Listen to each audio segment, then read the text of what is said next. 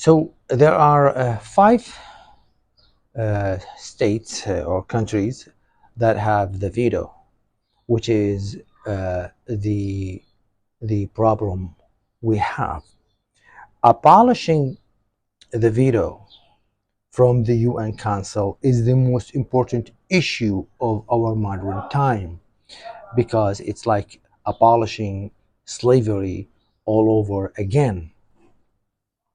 Because of these five members who hold the the veto will always use it to their interest and not the interest of developing countries or the people of the world. It's always political. It's time to mobilize the whole world, to dismantle the obstacles in solving disputes between nations and prevent genocide from taking place with impunity. And that's what happened right now.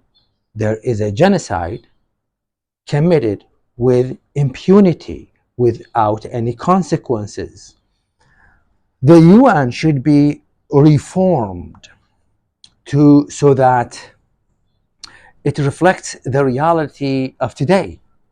There is no way nations will go to the UN and vote for the killing of innocent civilian in war zone. Um, if you look at the UN, you would find some nations or some island nation uh, like Micronesia, Nauru, Palau, Papua New Guinea. I don't even know how to say them. They are voting with a default with America. They always vote with what America votes. So they are a few thousand people, 200 each island, 200,000 people, and they are determining the situation for 8 billion people around the world, which is something unbelievable. That is not fair. How is that even fair?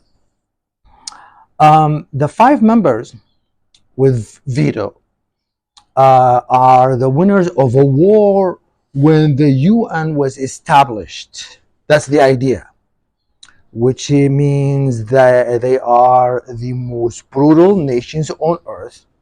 Their policies are destructive to developing countries, and their weapons manufacturing in the world is the problem.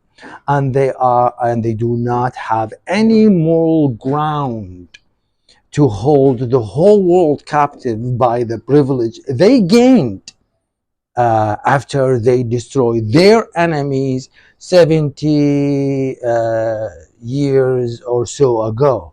That's not the reality of today.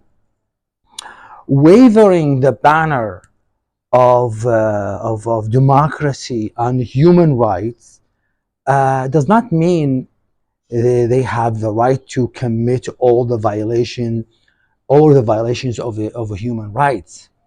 Um, you might say powerful governments, they are powerful government, they are the minority. We, the world, are the majority, and they are powerful by having nuclear weapon, by having a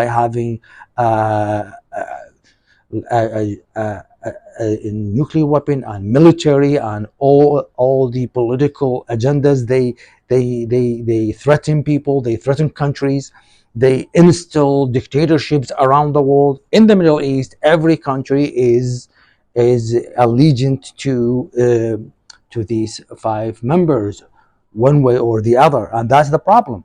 You might say powerful government will not allow reform to happen to the UN.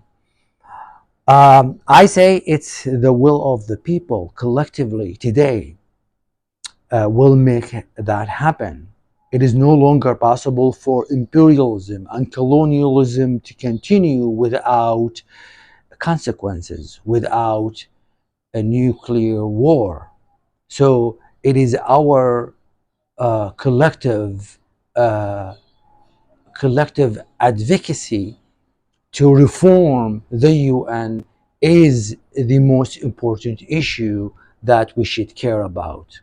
Reform UN is, it means that uh, we it means that the UN will reflect the world, not a countries that have weapon or military or nuclear weapon that can control how civilian killed or how genocide happened or something like that. It is our collective advocacy that can do that. Thank you.